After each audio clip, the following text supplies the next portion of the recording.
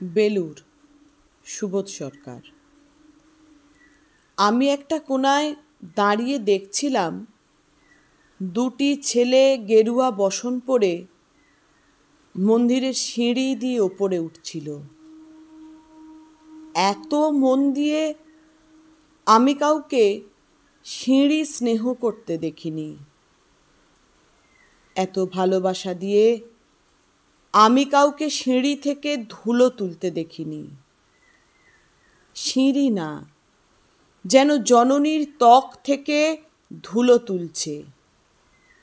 এভাবে সিঁড়ি থেকে ধুলো মুছতে আমি কোথাও দেখিনি। স্থিতপ্রজ্ঞ মহারাজকে জিজ্ঞাসা করলাম, ছেলে দুটিকে? মহারাজ মৃদু হেসে বললেন, একজন নিউক্লিয়ার ফিজিসিস্ট, একজন IBM-এর 6 লাখ টাকার চাকরি ছেড়ে এখানে এসেছে, সিঁড়ি ধুতে এসেছে।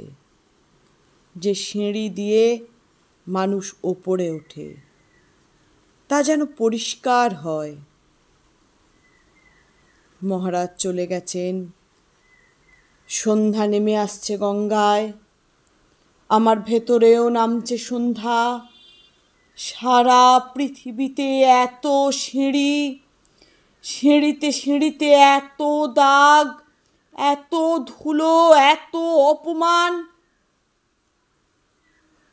আরতি শুরুর আগে মনে হলো, যে সিঁড়ি মুছতে পারে না সে কোনো দিন মানুষের চোখের জল মুছতে পারবে না।